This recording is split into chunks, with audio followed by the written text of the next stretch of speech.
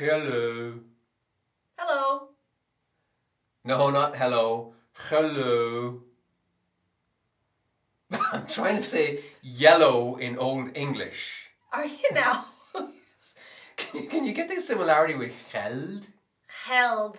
Like geld. Yeah. Like gold. Gold.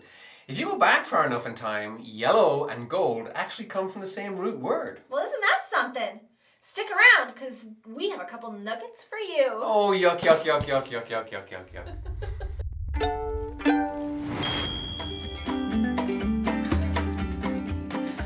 Bolsha! And welcome to our studio series. Today we're going to be talking about yellow. So actually, what do you think the main challenges that people face with the color yellow? Well, some of the challenges people face is yellow is inherently a very light color. It is lighter than the other two primaries. So for example, if you're working with a blue, it's really easy to lighten a blue by adding white to it. But what do you do when you're trying to achieve a dark yellow, for example? Yes, that can be tricky. I think the other challenges people have with it, it's often a weak color. So it has often a poor tinting strength with some of the pigments, and a lot of the pigments are very transparent, and that can be a challenge sometimes. Yeah, so I usually think as yellow as a shy color, especially up against its bolder, brasher siblings. But some yellow pigments are stronger than others. Okay, so let's talk about pigments then. So what are the most commonly available, and more importantly perhaps, which are our favorites? Okay, so let's start with the cadmiums. We talked about cadmium red in the last video and the toxicity that is associated with the cadmiums. Yeah, now we're not going to go into that again here. There's a link up here somewhere for that video. But just suffice to say that the whole toxicity of cadmiums is probably a little bit overblown. Just, common sense. Don't lick your fingers and don't pour it down the sink. So, Aisling, what's first up? Okay, so let's start on the cool side with Cadmium Lemon. This is the lightest of the family, and it's also the coolest. If anything, it's even slightly greenish. I love this color, but it's very sensitive. Just the tiniest trace element of another color is enough to dirty it, but a beautiful color. So what's next? Okay, so next on the list is Cadmium Yellow Light. The pigment code for this is PY35, as with all the other cadmiums. The reason that they all have the same code but are slightly different is because of the different processing methods, like heating it up, for example. So Cad Yellow Light is slightly darker than Lemon Yellow, and of course a little bit warmer as well. Yeah, now we're still on this cool side of the spectrum. I find Cad Yellow Light is a little bit more resilient than Cad Lemon. It doesn't sully quite as easily. Okay, so what's next? Okay, so next on the list is Cadmium Yellow Medium. This is our sort of go-to all-purpose yellow, kind of straight down the middle of the spectrum. But if anything, Cad Medium probably leans a little bit to the warmer side, just a little bit. So Aisling, so far it's been Cad. Is there anything else? Let's face it, Cads are where it's at. Nothing can really beat a cadmium yellow.